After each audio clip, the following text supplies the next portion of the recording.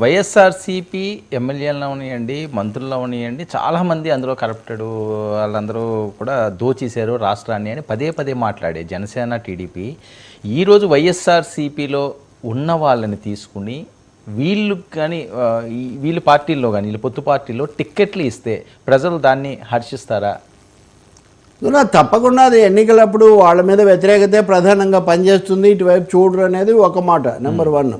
అంతేందుకు ఇప్పుడు కోటమిరెడ్డి శ్రీధర్ రెడ్డి ఉన్నాడు, ఏ ఒక్కరికంటే విధేయంగా జగన్ పట్ల ఉన్నాయనే కదా. ఇప్పుడు ఇటు వచ్చారు, ఉదాహరణకు వచ్చిన తర్వాత అదంతా చేసామో గతం అది అనే పద్ధతిలో వాళ్ళు మాట్లాడతారు.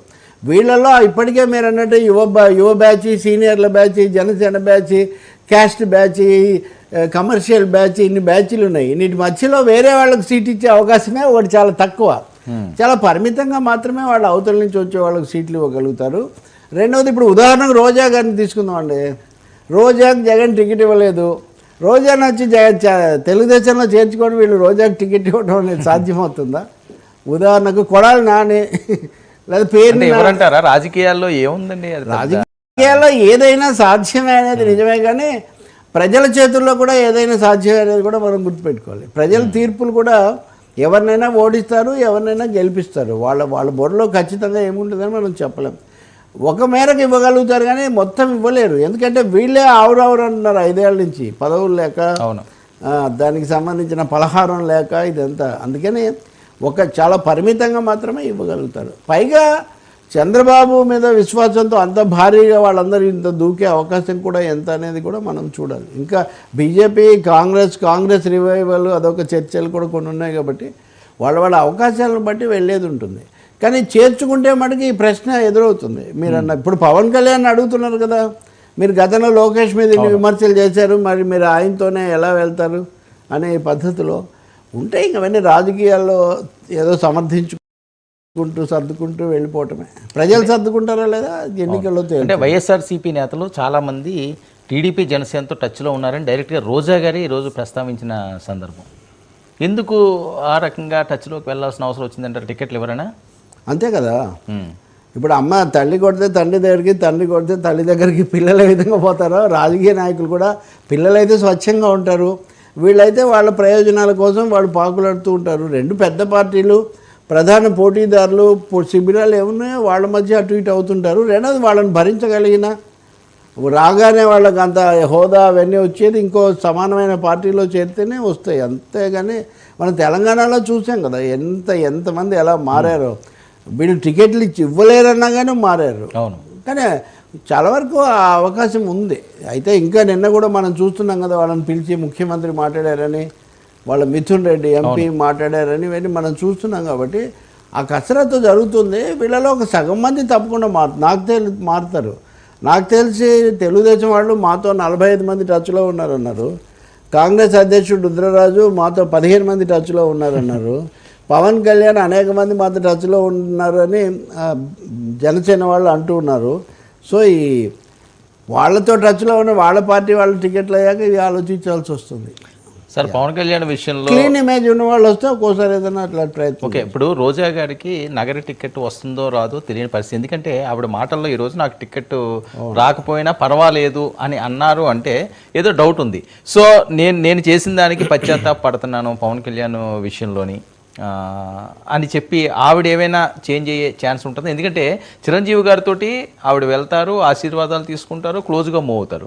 బయటకు వచ్చి పవన్ కళ్యాణ్ గారిని తిడుతుంటారు. మీరు అన్నట్టుగా తెలంగాణలో కూడా చాలామంది మారిన సందర్భం ఉంది.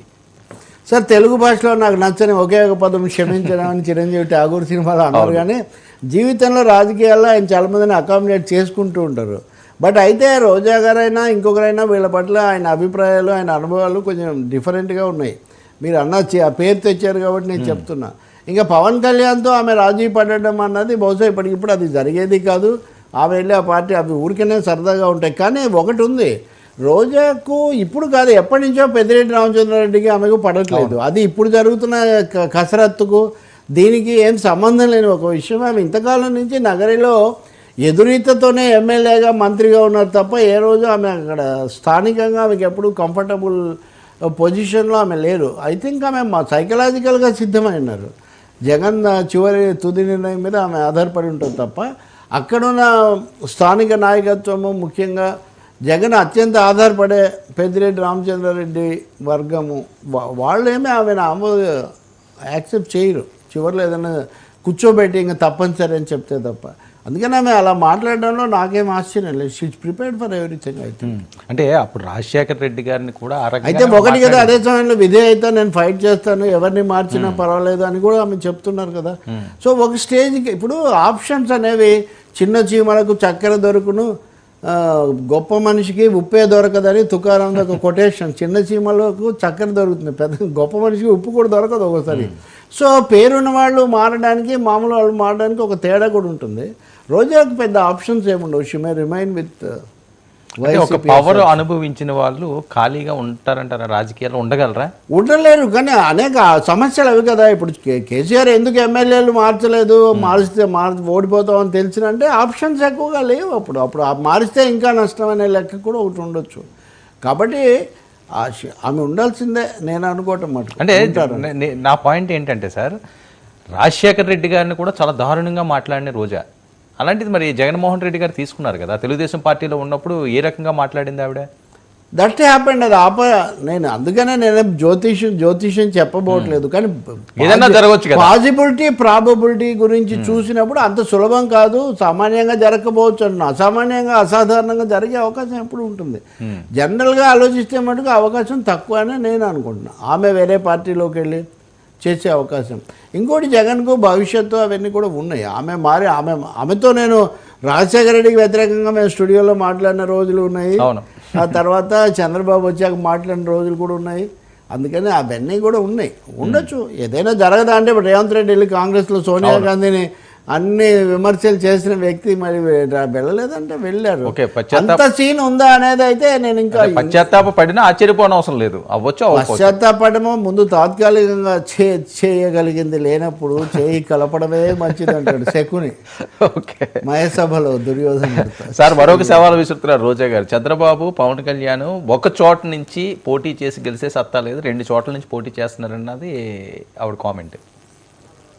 మైట్ బి మరి వాళ్ళ తుది జాబితా వచ్చాక మనం చూడాలి. పవన్ కళ్యాణ్కు 2 చోట్ల చేసినా ఏం గ్యారెంటీ లేదని గతంలో తేలింది కదా. కాబట్టి 2 చోట్ల చేయడం అనేది ఒక నాయకుడు తప్పకుండా గెలుస్తాడనడానికి ఏం గ్యారెంటీ ఏం లేదు. That Pawan Kalyan proved that. అంతకుముందు కనీసం చిరంజీవి గారు తిరుపతిలో గెలిచి ఒక చోట పాల్గొల్పోయినా పవన్ అది కూడా ఏమీ గ్యారెంటీ లేదని తేల్చారు కదా. చూడాలండి వాళ్ళ వ్యక్తిగతమైన ఛాయిస్లు ఎలా ఉంటాయి, నమ్మకాలు ఎలా ఉంటాయి మనకు తెలియదు. బహుశా వాళ్ళు దాన్ని అవాయిడ్ చేయడానికే ట్రై చేస్తారు. సార్ లోకేష్ పాదయాత్ర ముగిసింది, రేపు అప్పుడు లోకేష్ ఇంకా అవసరం. ఎందుకంటే లోకేష్ మొదటిసారి డైరెక్ట్ ఎలక్షన్స్లో ఓడిపోయినాడు. ఇప్పుడు ఆయన మంగళగిరిలో మళ్ళీ చేసి మళ్ళీ ఓడిపోతే ఎట్లా ఉంటుంది అని ఈ 2 సార్లు థీరీ వచ్చిన తర్వాత దానికి ఇంకా ఎవరికి ఎక్సెప్షన్ ఉండకపోవచ్చు. చంద్రబాబు కంటే లోకేష్కి చాలా అవసరం.